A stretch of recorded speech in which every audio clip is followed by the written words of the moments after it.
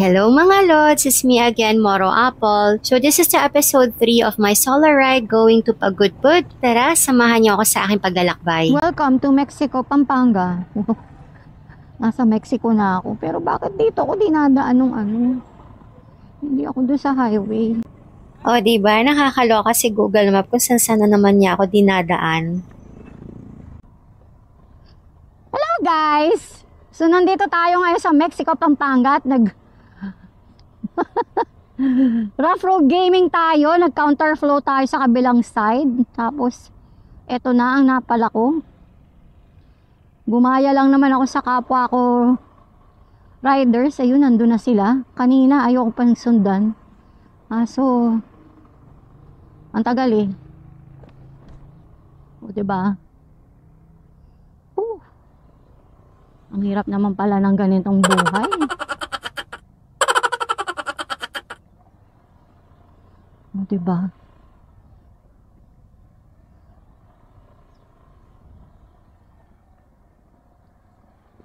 At ayan.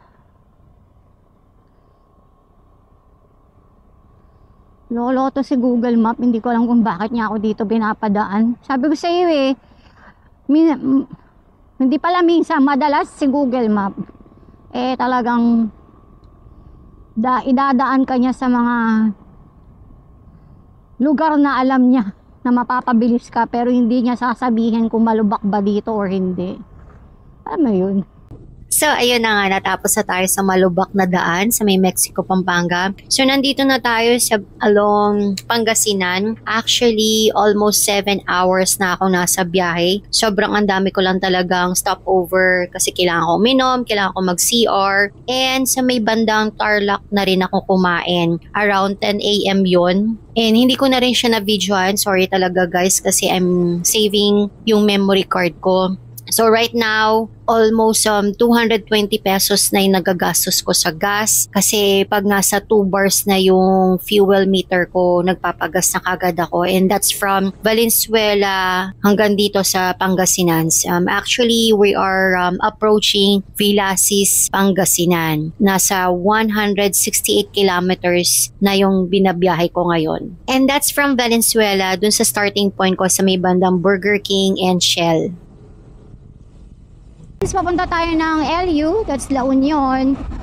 I have 1 hour and 46 minutes. So doon muna tayo mag-stop over. Mag-stay muna tayo for a night. And then tomorrow we are going to Pagudpud. Gusto ko ma-experience na dumaan sa Patapat Bridge. And also going to Bangi Windmill. So we have 2 itineraries tomorrow, but today siguro rest muna tayo kasi it's been a long day for me. Plus puyat pa tayo kasi galing tayo kagabi sa Tambike. And of course, kasi syempre kasama natin sila Boss Mel doon. Pero mas in-assist ko or mas sinamahan ko si Solditor TV and also Lente ni Dada. So sila yung kasama ko kagabi. Wala lang, parang medyo pagod lang kasi ako noon. Sobrang from Tansa going to Pasig, sobrang traffic. Alam mo yun. Tapos kulang pa ako sa tulog dahil ang dami kong ginawa. Friday morning, paayos ng motor and all. So kulang talaga ako sa tulog. And then lumarga na ako going to Norte around 3 in the morning. 3 or 4, mga ganon. So until now, nasa biyahe pa rin tayo. Time check, it's 11:12 a.m. And ang dami ko stopover kanina. Nag-CR ako, tapos kumain ako. Siyempre nung kumain ako, mga almost an hour yung pahinga ko.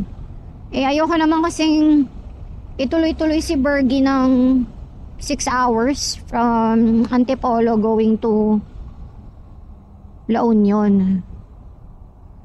Endo rider lang, friend. Next time, siguro itatry natin yung Endo Rider. Endurance challenge. Pero hindi ko sure kung kakayanin ko ba yun. Kasi parang iniisip ko paano ako magsi-CR. Tapos, ano mo yun, paano pag sumakit yung likod ko. Pero try lang natin. Wala namang masama. Kung hindi ako maging finisher, at least I tried, diba? Pero syempre, di ba pag mga kasabayan ko dun, mga pangmalakasan, ay, advance. O, di ba nag-go kagad yung kotse kahit naka-red light pa. Pero feeling ko taga dito lang yun kasi kabisado niyang stoplight dito. So, ayun guys, dito ko na muna tatapusin ng episode 3, my solo ride going to a good food. Please like and follow and please share my videos. Again, thanks for watching. See you on my next video. Bye!